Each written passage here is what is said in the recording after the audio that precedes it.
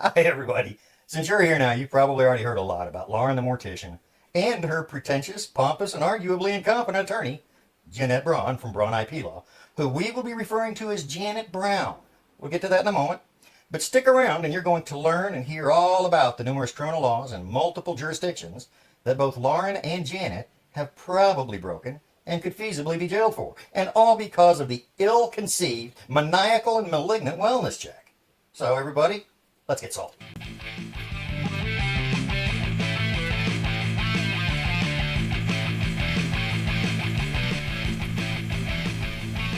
Copyright notice. Limitations of exclusive rights under copyright law fair use. 17 U.S. Code Section 107 states that the fair use of copyrighted work for purposes such as criticism, comment, news reporting, teaching, scholarship, or research is not an infringement of copyright. This video makes use of copyrighted material both with and without the owner's permission for the purposes of criticism, comment, news reporting, and education under the fair use doctrine. Legal disclaimer. Salty Bob is an attorney licensed in the state of Tennessee but is not your attorney. Your viewing of this video does not establish an attorney-client relationship between you and Salty Bob. The contents of this video are not legal advice and are not intended as such. Parts of this video include legal analysis for education and hopefully entertainment. Hi, everybody. I am Salty Bob. And I'm Ginger Snap. I'm a licensed attorney in the state of Tennessee. I am not licensed to do a damn thing. Not an attorney. Well, we both have licenses to do each other. We are married. That is true. And real quick, I know Salty Bob and I want to do a lot more videos. This is the first, though, and we're going to ask you just please for a little patience and a little grace. We've never done a video or anything like this before. So we are perfectly happy to take any kind of feedback you have, but if you could just be a little gentle with us, we'd really appreciate it. Also, that reminds me, don't hit any of the people that we're talking about in this video with any kind of hate. Don't talk to them if you don't like them. Don't comment, nothing. If you want to, if you like them and want to, obviously go leave them comments. But otherwise, don't say anything to them unless you have something nice to say. And leave comments down below for us. Yes, please. If you must say something, leave it for us. Welcome to Salty Bob's Bar and Grill Podcast. If I wanted to change the reflection If you know what I'm talking about right now, in the mirror, hang with me. oh, you do it. You can do it. Just For the rest of this video, stop. I am right here with you. Come on. Ginger's here with you. And we can all do this together. If you don't know what the hell I'm talking about and why I'm playing this music, I'll explain a little at the end of the video today. You put one foot in front of the other, and soon you are walking out the door. All right, ladies and gentlemen, I feel the need to let you know that everybody out there listening, and right now, especially you, Janet, because you seem erratic and like you're spiraling out of control, to write some of the total garbage you've written. So compose yourself and make sure you, Janet Braun, have someone from your support network that you trust to be with for the duration of this podcast. Because I know goddamn good and well you're going to listen to this part because someone's going to tell you. And I don't want you crumbling into a giant ball of teary shit. Good luck. Gooey. Oh, so Jeanette Braun. Why are we calling her that? The Janet part is original props go to Lily of the Do We Know Them podcast. But we're petty, and Janet hates it so much that she actually complains to the court about it. So we're going to continue to call her that. And actually, I think Salty Bob stepped all over his reveal of why Brown, but we'll let him try that. All right. If you haven't figured out how I came up with the insult, to finish off, the half part that the Do We Know Them podcast didn't address, but needed to be complete. When I think of that lady, all I can think of now is that she's a giant, steaming pile of shit. Period. So, that's the reason we have that. Okay, folks. Real quick drama summary. Going to give you the Ginger Notes version. TM Ginger Notes. Real quick, though, wanted to tell you about some really good resources to educate yourself on the situation. If you aren't completely up to speed on this, we'll have links in the description below. We've got Caffeinated Kitti, Jamie Grayson, the Do We Know Them podcast, Becca Day, Markie, Radiant Britt, CC Suarez, and 3 legal YouTubers, Runkle of the Bailey, Madcatster, and Pegleg Finance. So this started on TikTok, but it moved into the real world. And forgive me, folks, but it's long, and I really need to look at my notes to be sure I don't miss anything. So Jamie Grayson is a child passenger safety technician. He gives baby gear advice to parents of children and caretakers of children on TikTok. He sort of called out a mutual of his named Lauren the Mortician for, quote, testing a car seat and saying it was unsafe. Obviously, she has no certification. He does. She also has no experience, and this man's got 20 years doing what he's doing for child safety. In the United States and in Canada. Well, he's licensed for both countries. Right. So she didn't like it, obviously. She blocked him. Then she went on to the Dumb Blonde podcast, made some pretty awful statements. Especially, she was really offended about how a man with no children could dare tell a mom that she was wrong about something. It was, in my opinion, it was more than a little over the top. It was very over the top. Misandry much? Yeah. Then she followed that up by making a post to Facebook where she implied basically, well, in my opinion, That he was a pedophile. In our opinion, she implied that he was a pedophile. Definitely implied that he was a creep. Talking about how he had like 15 to 20 car seats or high chairs or something in his living room and had no kids. And how dare he give advice to a parent who deals with children every day. Now, remember, they're mutuals, which means they at least partially share an audience. And apparently some people in that audience did not care for this. So they started doing some research. Found out that she had liked some videos and some posts that could be considered problematic, but they could also be considered transphobic and homophobic. Well, it didn't help that one of those people with a lot of likes goes by conservative aunt, Right. who is a high muckety muck, who is a bisexual man who will not accept that there are any more than two genders, male and female, period. So definitely transphobic. Meanwhile, in another corner of TikTok, there is a different creator, Kitti, Caffeinated Kitti. She styles herself as a villain life coach. Her life goal is to torment men who harass annoy her. No, who harass women in general. And she teaches other women how to do it and actually provides them some tools and stuff. She's got really great stuff. I love it. So does my daughter. Yes. But Caffeinated Kitti kept getting tagged by her fans in posts about this creator that gives people bad vibes and seemed like not so nice a person and other things like that. And she couldn't figure out why at first. Well, it was because these people, when they were talking about this creator, they were talking about the Beetlejuice lady.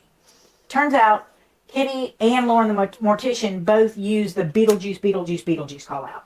So when they were talking about the Beetlejuice lady, some of Kitti's fans who didn't really know about Lauren thought they were talking about Kitti, and they were like, oh no, not Kitti. Like, what the hell's going on here? And so Kitti was like, all right, I got to do a disambiguation video because I can't have people thinking that this person is me. Especially after she started looking at Lauren's likes and stuff like that. And she's like, no, that's not who I am at all. So she did a video. She started off her video with Lauren the Mortician is a TERF. And then showed all the posts and videos, or not all of them, but showed several that kind of backed up what she was saying. Well, I agree with that conclusion. Hell, that's my opinion. Yeah. So, obviously, Lauren did not appreciate that at all. Then she decided she would call in her Yonkers Badonkers attorney, Jeanette Braun. Janet, of course, thought the best way to tell someone to shut the hell up and stop saying things that I don't like about my client is to do a copyright strike. She did the copyright strike, and TikTok, apparently the way they work is they send the person who is, quote, infringing the contact information of the person who says that the person's infringing so that they can get in contact with each other. So Kitti sent an email to Yonkers Badonkers attorney Janet, and then shit got real. Out fucking rageously real. Beyond the fucking pale real. And for Kitti, distressingly real. Here's why. Lauren the Mortician and her piece of shit lawyer, Jeanette Braun. Shit! Language! My apologies. Lauren the Mortician and Jeanette Braun, her wonderful, oh so competent lawyer, Yonkers Badonkers. called in a goddamn welfare check on Kitti based on the shtick she does on TikTok. So, what do you think about that? You must be out of your goddamn mind! That's what you should be thinking about that when it comes to Janet and Lauren's decision to call in a welfare check. But you, my friends, are going to hear the audio of those calls in a minute, as if you haven't heard them yet. We're going to play it for the one or two people on the globe who may not have heard them. But first, I think we need to address a little bit of information that you may not have considered, as unlikely as that may be. Welfare checks or wellness checks are almost always handled by law enforcement. What that means, if you're over the age of 25, you know this. What that means is that 3 or more or 2 or more law enforcement officers armed with deadly weapons are going to be banging on someone's door unexpectedly, without any reasonable notice, without ever having experienced any sort of crisis that would warrant a welfare check or police responding to their door in the first place. Mm-hmm. And when officers respond to welfare checks based on claims of erratic behavior and allegations that there are concerns about that person potentially being on the edge of hurting themselves or hurting someone else, acting erratic, spiraling out of control, they're on high alert. Their hands may well be on their guns, or their guns may well be drawn under circumstances like that. Because the top... Hit them with it. Tell them. Just because the top thing on their minds is always officer safety. Because those motherfuckers are going home at the end of the day. To hell with anybody else. Because they're sheepdogs. Yeah, that's one way of putting it, and I kind of agree. Another video. Now, responding to help a person who is more likely than not a seriously mental ill individual or who is suffering under the influence of some psychotic-inducing drugs, acting erratic, spiraling out of control, unpredictable, and often very dangerous in the real world. That sort of justifies a higher alert than normal in many cases. Because one wrong move taken by any of the responding officers as a threat of harm could easily mean the death of the person who allegedly needs help. Mm-hmm. They haven't done anything wrong. They need help. Yep. Now, assuming that, just for the sake of argument, assuming that Lauren and Janet wanted Kitti dead, which I don't really think was likely. Harsh, yeah. But it wouldn't surprise me one bit based on where I think their moral centers are, considering their behavior leading up to this point. But even if that wasn't their issue, even if that wasn't what they wanted to happen, mm-hmm. Had it happened, I don't think they'd have given a damn. Okay, I thought the other was harsh, but that's like really, really harsh. Well, look, my interpretation of their behavior up to now is narcissistic, potentially psychopathic. Wow. Look, they will not admit when they are wrong, and they have issues with telling the whole truth and nothing but the truth. True. By withholding information that people friggin' need to make reasonably informed decisions. Instead, those two sent them over there without telling them information that had they would have known this was friggin' crap. True. Like we've got copyright strikes against this person. We just had this person's Facebook page that they were earning money with taken down. And potentially already working on a goddamn lawsuit naming her as a defendant. True. That's entirely possible. All right. So but play them. Okay. That's what I was going to say. Maybe we should let everybody listen to them just to make sure we're all on the same page. So if any of you guys have any thoughts on what we've said so far about the wellness check and the fact that officers are going to be more interested in their own safety and the safety of their partners than they are the person that they're supposed to be helping, let us know in the comments below. Maybe there's a different viewpoint we haven't taken into account. We're more than willing to listen, although please try to be logical about it because we're not going to listen to Gerbil. Anyway, we told you how wellness checks are just a bad idea in general. We're about to get into how they could be illegal, especially in this particular case. So I'm going to do it a little differently. Everybody else has played Janet's call first and then Lauren's call. But I have a theory, and I'll explain it in a minute after we listen to the calls. But I'm going to play Lauren's call first.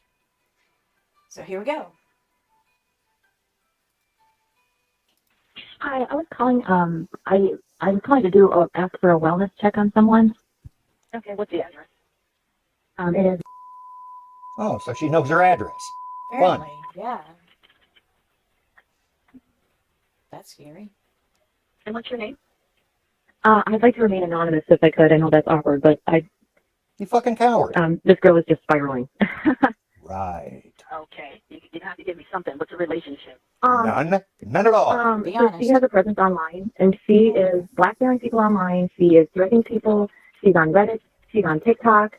She's acting erratically. support that. Her comments online are wild. I think this girl is literally. Her name is.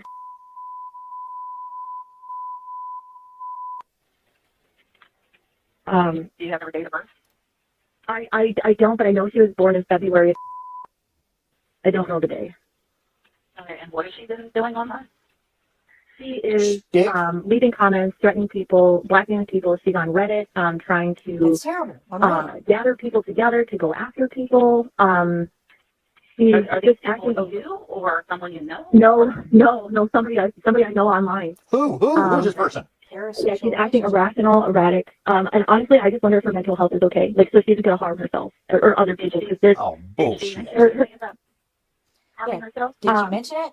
Did you? No. Okay. But at this, So I mean, disappointed. this is just not like her normal stuff at all. You don't know what her normal self is like. From online. Okay, but you don't know her personally, you just know her online. Yeah. And you don't want to leave your name. No. You notice I almost All laughed. right, thank Don't you. want to leave your name. Yeah. Thank you. Bye-bye. All right. So that was Lauren. We noticed the dispatcher didn't really seem to believe a lot of what she was saying. Not one bit, especially at the end. Well, do you know her personally? No. No, don't forget that huge long pause as she was trying to figure out a way to say that, she said she was going to harm herself. And it's like, so wait a minute. We know this call was placed to police or fire or some official right? who would dispatch people to go bang on the door, right? Do we know what time this took place? No, we don't have a Okay. time on these things yet. Okay, so now I'm going to play Janet's call. Let's see if we can notice any similarities in these calls. Listen up. Where are you? There? My name is Jeanette Braun. I'm an attorney, a federal attorney out of Illinois, and I'm actually calling. She doesn't What does that have to do with anything? She doesn't want to stay anonymous. She's acting irrational and posting really wild things online. It really looks like she's having a mental crisis and needs some help. I'm wondering if you would go do a wellness check on her and make sure she hasn't harmed herself or I need an address. something more. Sure, the address is. I have it. Coming now. I have to pull it up. I give her this. Janet sounds confident. Well, yeah, that's true. She's a federal But- attorney. But anybody who has to say I'm a federal attorney Now, what's her name? doesn't name is- sound confident to anybody who knows Is she black? anything about Right. federal attorney. It is February. February. So February, and I don't know the date. she doesn't know the date either. Whatever. That's a good one. 19. And what exactly is she posting?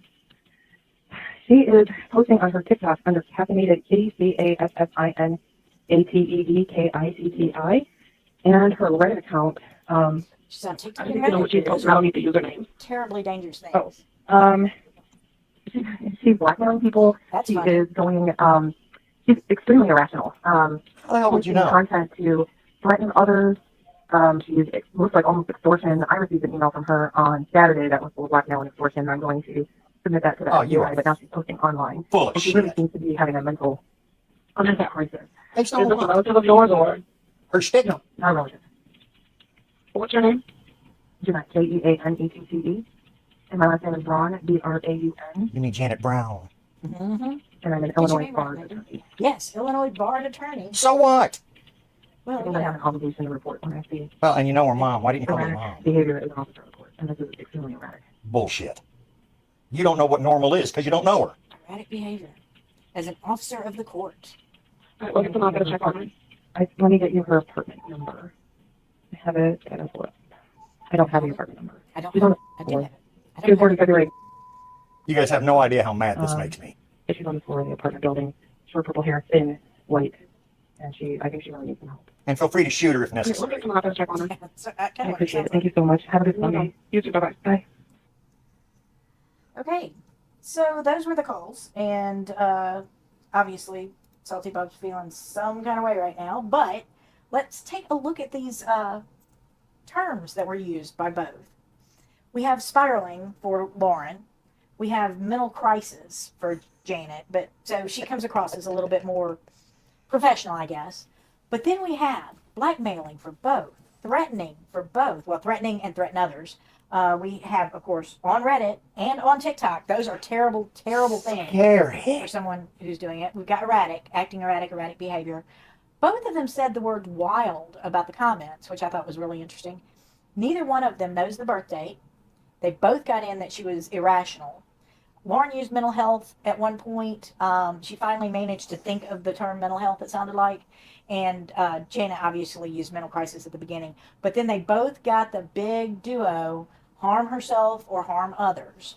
Hands on guns, fellas. Hands on guns. And then Janet talked about extortion as well. She decided, I guess, she had to add something additional in there. To me, considering the list looks nearly identical, we've got 9 words here that are exactly the same.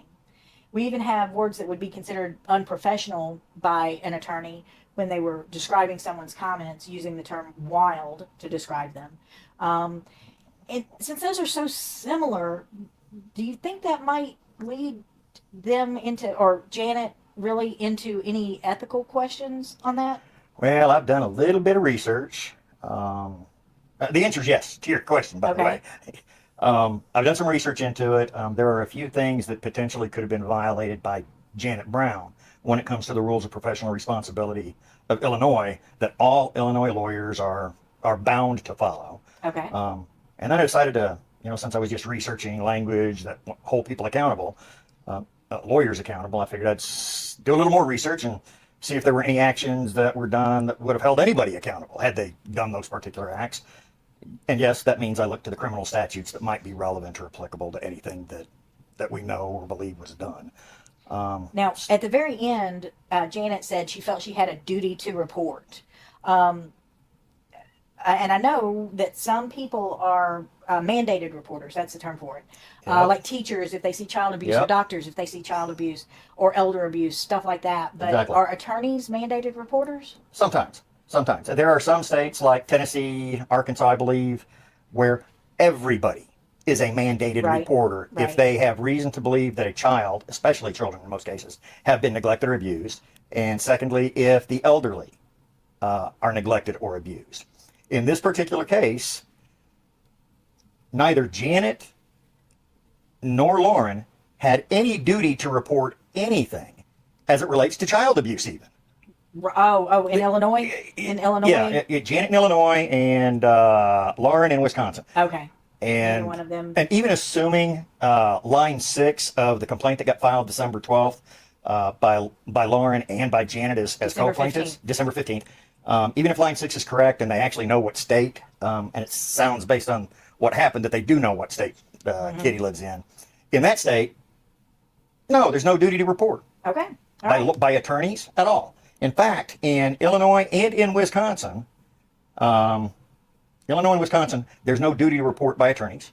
In the state that Kitti lives in, there's no duty to report by lawyers. And just a little bit of Google foo would have told the advising attorney for Lauren that no, there's no duty to report. So did Janet, as a federally barred attorney, have any duty to, is there any duty to report for any attorneys at all ever in Illinois? No.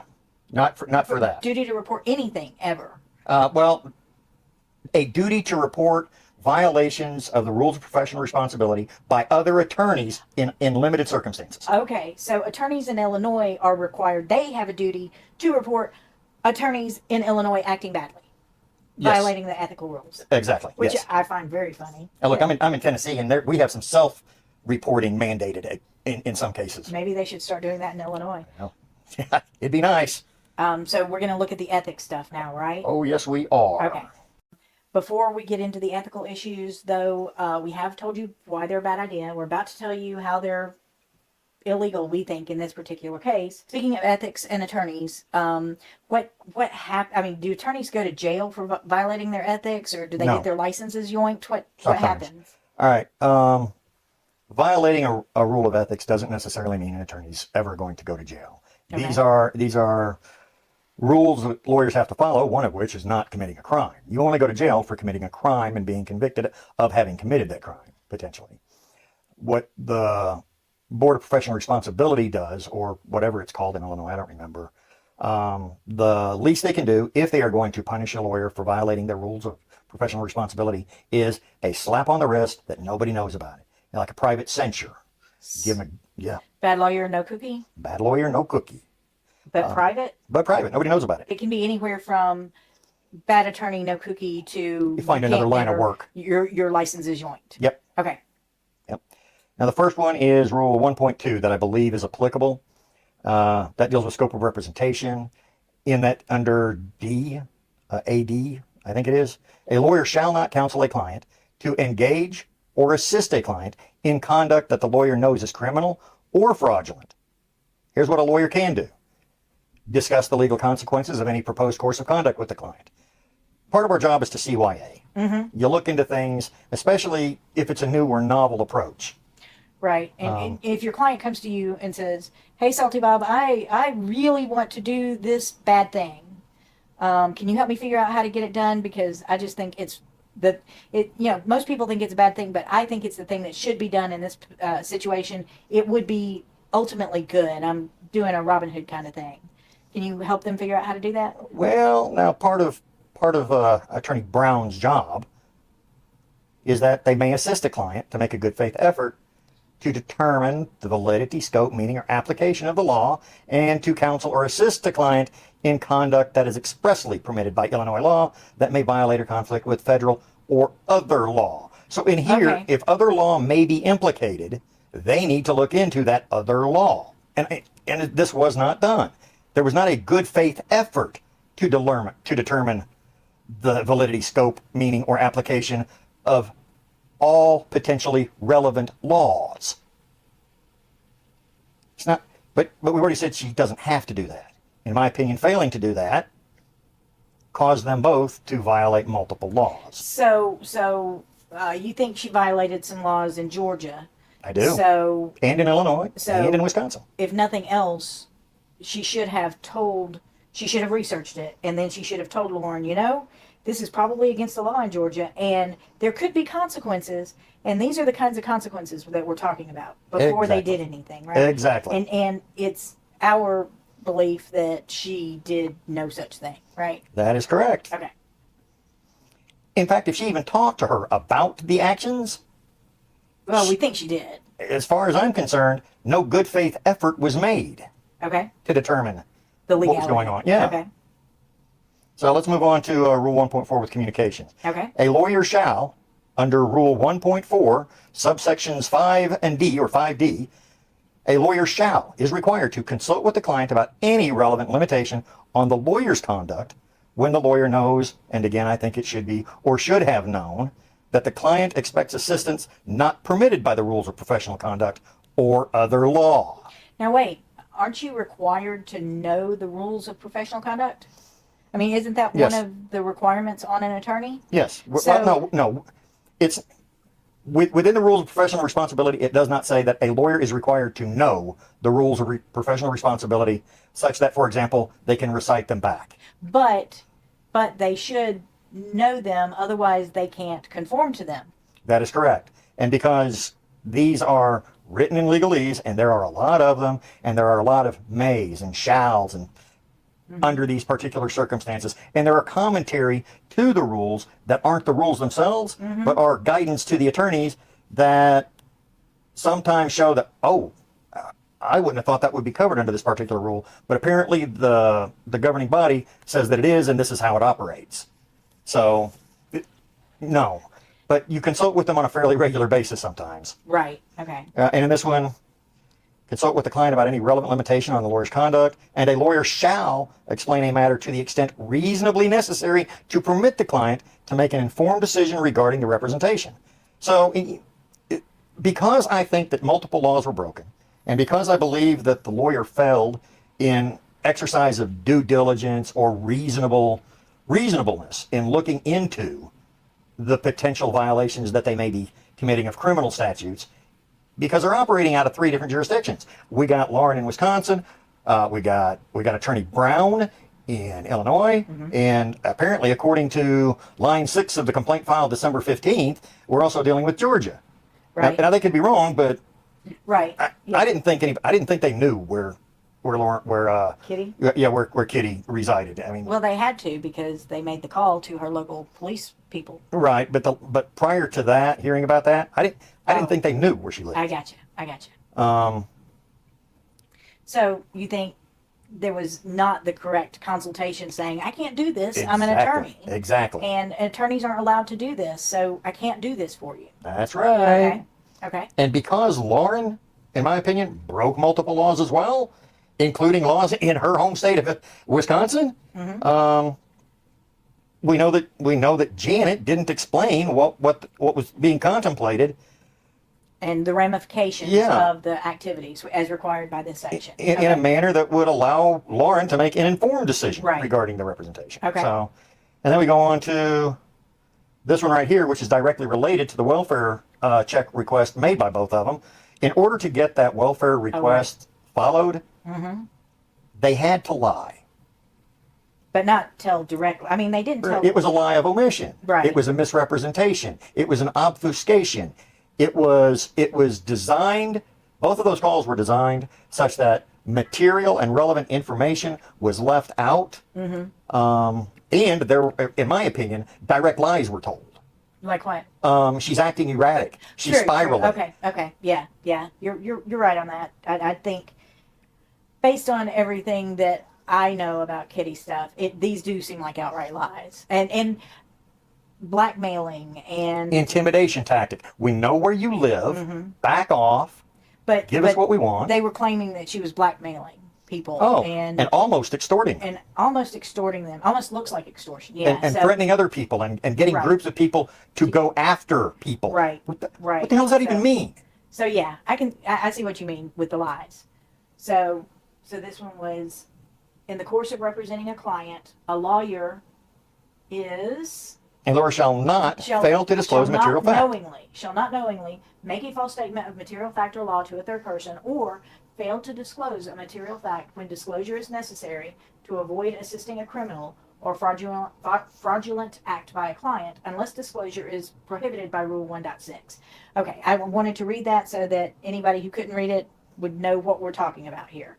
And obviously, she made false statements herself, and she left out material facts. She failed to disclose material facts like we're in a conflict with her online right now. We have managed to take a monetized Facebook page of hers down so that we're literally taking money out of her pocket, and she's reacting to that. I think those would be material facts. Yeah, and the lie of omission, or the lies of omission, was deception. Right. Deception is fraud. Okay. So she broke the fraud rule too. So in theory, she could get a bad lawyer, no cookie. In theory, she could just get kicked out. Exactly. I have no idea how harsh something like this would be in Illinois. Right. Of course, I have no idea how harsh it would be in Tennessee either. Right. Never had a claim filed against me so far, and don't expect one in the future. Okay. Now let's talk about 8.4 misconduct. I know this has been talked about by other attorneys online, and originally I had 8.4G down too, until I found some commentary or something. I don't remember exactly where I found it. It might have been case law. It might have been. But in order for there to be a violation of G, that participate in presenting or threatening to present must be directed towards the adverse party themselves, not to a third party, where Janet said, I'm reporting this to the FBI.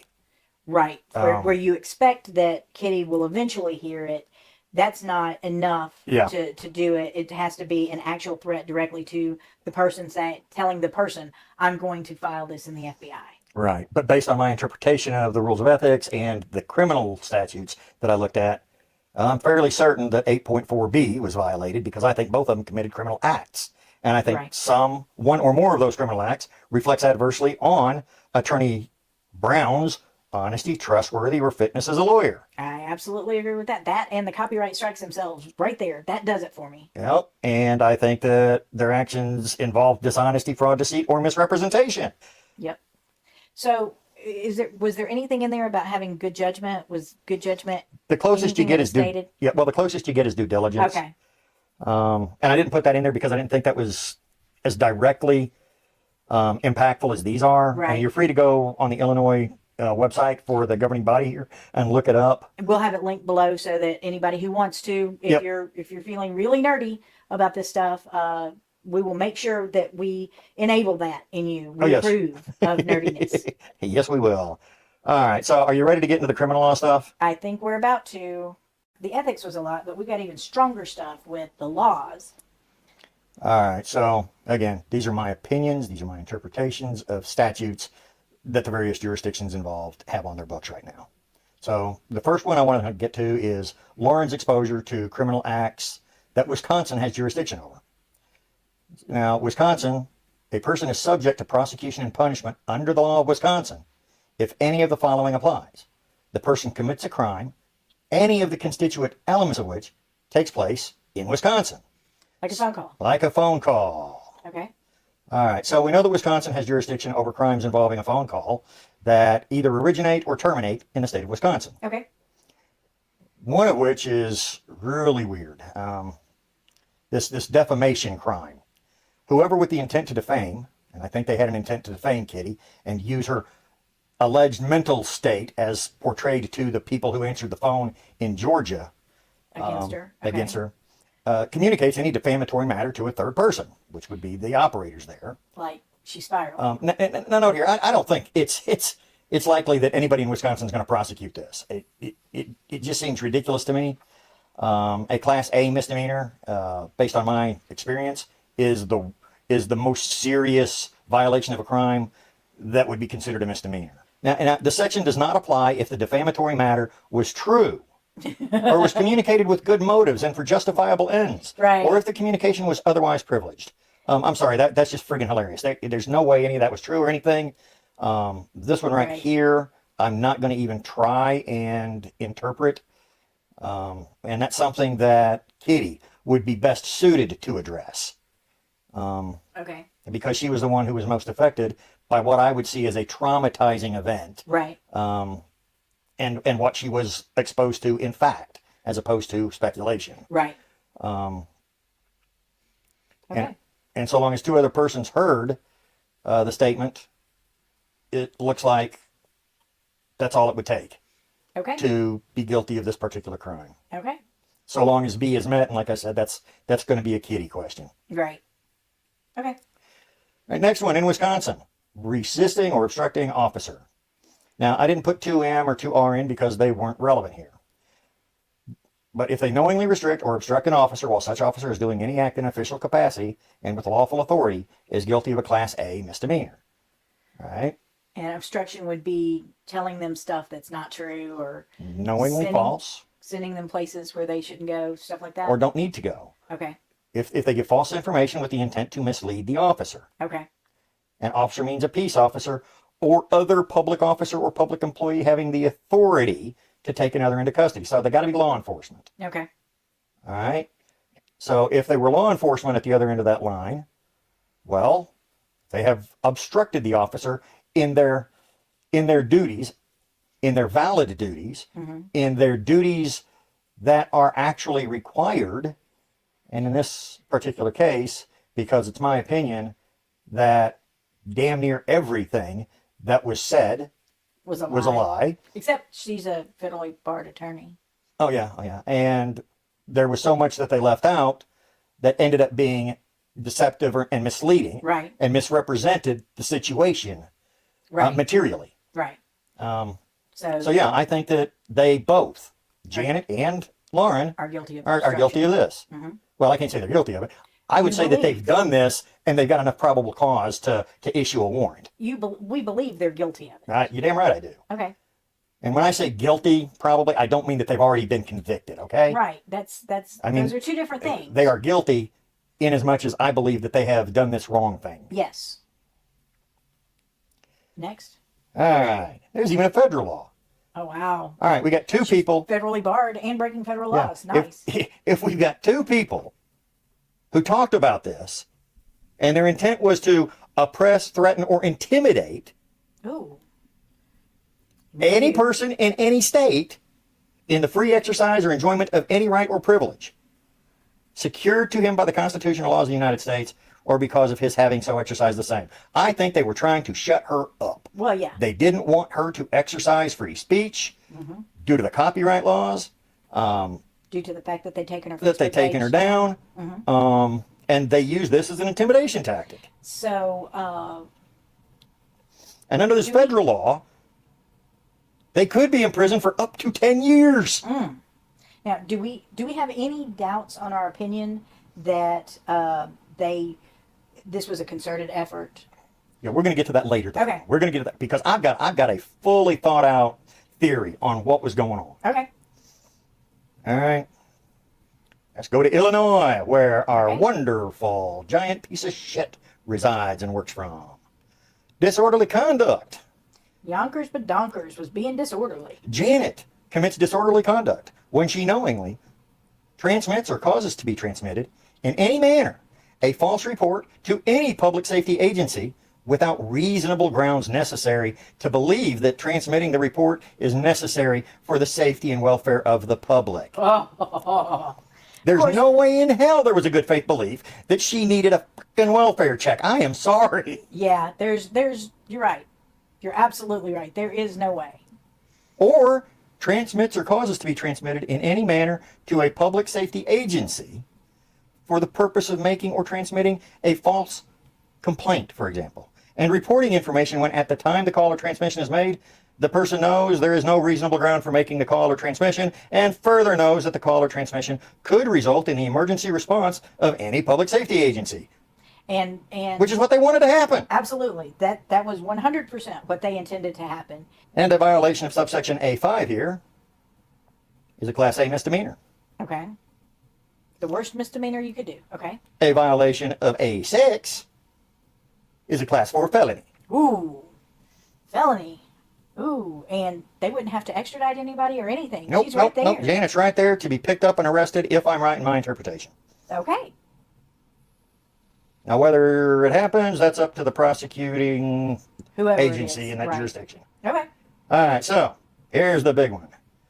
Where the victim of this welfare check is alleged to reside based on line 6 of the complaint filed December 15th. This bullying intimidation tactic. Yeah, As we believe it. to shut her up. To shut her up, to intimidate her, to make her stop everything that she's saying. Okay? And here's where Georgia has jurisdiction over both of them. Okay. Georgia basically says we're going to exercise jurisdiction over anything to the fullest extent allowable, period. And pursuant to their policy to, And what is it that they say? what do you mean? A person shall be subject to prosecution in the state for a crime which he commits while either within or outside of the state. Yep, by his own conduct or that of another for which he is legally accountable. If the crime is committed either wholly or partly within the state. And if the phone call ends in the state, then the crime is committed within the state, even if it started in another state. A crime is committed partly within the state if either the conduct which is an element of the crime or the result which is such an element occurs within the state. Period. Okay. All right, next one. All right, here's where we get into my theory. All right. Okay. We've got 2 phone calls being made. We believe they were made at different times, but on the same day. Right. We know that based on Ginger Snap's tracking of the language used, that it damned well looks like there was potentially. Did we need to look at it again? Yeah, pull it up. Okay. I Pull can it do up. that. I can do that. I want y'all to look at this. These calls didn't take very long on either side. The difference was that Lauren came across as a giggly little, I'm unsure of what I'm saying here. Maybe I shouldn't be My saying name is it. Jeanette Braun. Sorry about that, guys. Hey, look, we told you at the very beginning, please have a little charity here. This is our first one. That's right. And we know we've made some horrible mistakes probably even up through this point. We're going to make some more. Again, please put them in the comment section if you want to help us get better at this. Guidance, tips, tricks.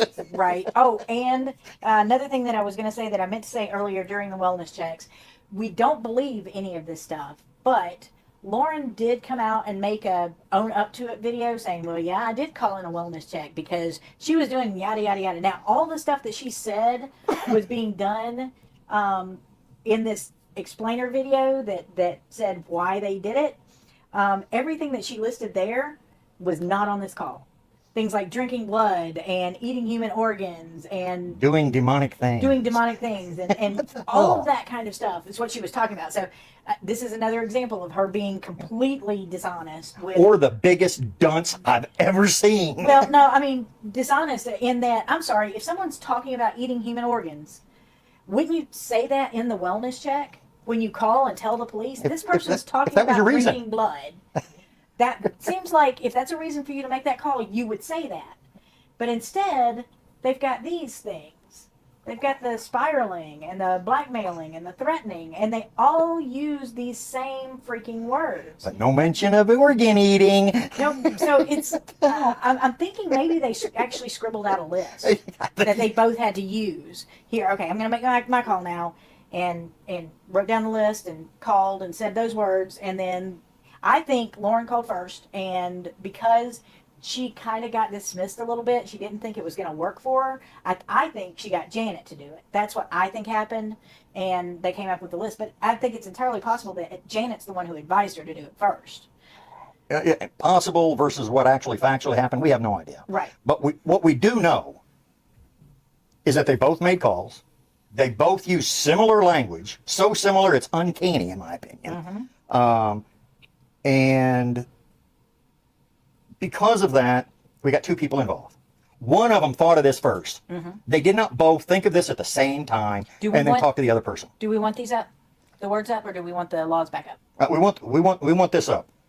We want go to criminal solicitation. Okay, I got to bring the document back up. That's what I was asking. If Yeah. we wanted the words to go away. Yeah, we want. Okay, Yeah, I'm gonna bring the document back. bring that document back up. And what I'm saying is that one of them thought of it first. Criminal solicitation. Okay. That person talked to the other person and said, "Hey, what about this?" They didn't do it independently, I don't believe, on the same day, for the same purpose of a welfare check, With the same. words. Uncannily similar language. But one of them came up with it and convinced the other to do it. Whether it was just asking and not even having to, cajole, just to say, hey, why don't you make this call? Yep, which means whoever did that, whoever brought it to the other person and convinced them to do it, is guilty of 16-4-7 criminal solicitation in the state of Georgia. A person commits the offense of criminal solicitation when, continue, Ginger. With intent that another person engage in conduct constituting a felony, he solicits, requests, commands, importunes, or otherwise attempts to cause the other person to engage in such conduct. So, just asking, saying, hey, will you Yep. make this call? Yep. Or I think it's the best idea if you make a call. If Janet said it to Lauren, Janet could have couched it in advice. My advice is that you make this wellness call. Yep. Lauren, on the other hand, said, I really feel that they didn't take me seriously, so I would like it if you would make the wellness call. Either way, either one of them could be guilty of The solicitation. the solicitation based on our interpretation of the statute. And if our suspicions are correct, the one who solicited the other committed a felony. Right. No, wait. A person convicted of the offense of criminal solicitation to commit a felony, which is what I think it was, Right. shall be punished by imprisonment for not less than 1 nor more than 3 years. Wait a minute. In my jurisdiction, that means it is a felony. It is a felony in Georgia. We looked that up. Okay. Anything that your punishment, Exceeds a year. anything where your punishment can exceed a year, it doesn't have to, but where the statute's written in such a way that the possibility of jail time can be more than a year, that's a felony. Wow. Okay. So yeah, this would be a felony as well. Ain't that cool? All right. Now, once someone is solicited, if they agree to that, now they've got to plan things. And that leads us to a conspiracy to commit a crime. Nice. 16-4-8 of the Georgia statutes. A person commits the offense of conspiracy to commit a crime when he, together with one or more persons, conspires to commit any crime, and any one or more of such persons does any overt act to affect the object of the conspiracy. Like pick up the phone? Exactly. And Nice. dial the number and actually talk to them. But any any of those. overt act. Right. Any of those could be. You wouldn't even have to actually talk to the person. Yep. You'd still be guilty of the crime itself. And a person convicted of the offense of criminal conspiracy to commit a felony shall be punished by imprisonment for not less than 1 year, no more than 1/2 the maximum period of time for which he could have been sentenced if he had been convicted of the crime conspired to have been committed. Okay. So again, Another that would be felony. All right. How about that? Awesome. Yeah. All right, but we could be wrong. This is just my opinion. Yes. They could have randomly come up with all those words all on their own. Each of them just, they saw it. They were so alarmed by what happened on the screen that they just both had to pick up the phone. Yep, on the same day, apparently. Yeah. So, yeah, I don't know what to say else about that. And now we move into the third and final, what's called inchoate crime. Okay. Criminal attempt. A person commits the offense of criminal attempt when, with intent to commit a specific crime, he performs any act which constitutes a substantial step toward the commission of that crime. Now, what I don't know is if they must know it was a crime to begin with, because it does say with the intent to commit a specific crime, not that they do any act towards the conclusion and hoping to do these things and get the result to be what they want. Okay. So it's possible there might possibly be a defense that They didn't know it was a we crime. didn't know that lying to police officers in another state to intimidate someone while Assuming it was their intent. conspiring together to do it and soliciting the other person to do it, we didn't realize that would be a crime. Yeah. Therefore, we're not guilty of a crime. Right. Okay. Like I said, I didn't do any research into the case law on this one. Okay. Whether I said it or not. I did not do any case law into criminal attempt to find out whether they must be required to know that it's a crime to begin with. So or that they have this intent is- to commit a crime. This is a more distant possibility Yeah. than some of these others that are definite possibilities, whether Georgia decides to do anything about it or not. Right. But yeah, if it's the way I think most criminal attempt statutes read, they don't have to know that it's a crime to begin with. They just have to intend to do that thing For a that particular happens, purpose, yeah. that happens to be a crime. Yep. Okay. All right. So now that we've gone through the three inchoate crimes, the first two of which I think are the most likely, and both of which are felonies that they expose themselves to in Georgia. We then go into what they did, and this goes back to similar to the Illinois law, obstructing. Ginger, go ahead and take care of this one. Okay. Obstructing or hindering law enforcement officers penalty. Except as otherwise provided in subsection B of this code section, a person who knowingly and willfully obstructs or hinders any law enforcement officer, prison guard, jailer, correctional officer, community supervision officer, county or department of juvenile justice, juvenile probation officer serving pursuant to Article 6 of Chapter 8 of Title 42, or game warden in the lawful discharge of his or her official duties, shall be guilty of a misdemeanor. So legal in 3 states. Yep. 3 states Yep, that are so- directly involved. Yep. So we could come up with some jurisdictional battles, or we could come up with a situation where these people could, in theory, be charged in 3 different states Yeah. for the same act. Yes. Not that because- it's likely, but Right. And each state is sovereign, and it's the same thing where you can be charged for one crime in a state and the exact same crime federally, and it's not double jeopardy. and it is not double jeopardy. Okay. Again, we will have links to all of this stuff if you guys want to nerd out. Absolutely. Double check us. Or you can look them all up on justia.com. But as I was saying, we'll have links Yeah. to justia.com with Yep. all of these so they can double check us Yep. and they can read them and see what their interpretation is. Obviously, if you interpret them differently than we do, please leave a comment. Let us know. Now, in the process of redirecting or potentially redirecting law enforcement officers from their just and warranted duties and send them off on a wild goose chase that they had no business going, distracting themselves from real crimes or real needed mental health welfare checks. The way they got that done was by making false statements, concealing facts within the jurisdiction of Georgia. That is true. Because a person who knowingly and willfully makes a false, fictitious, or fraudulent statement or representation in any matter within Georgia's jurisdiction, or within the jurisdiction of any department or agency of state government, or of the government of any county, city, or other political subdivision of the state, shall, upon conviction thereof, be punished by imprisonment for not less than 1 nor more than 5 years, or both. So that's definitely felony.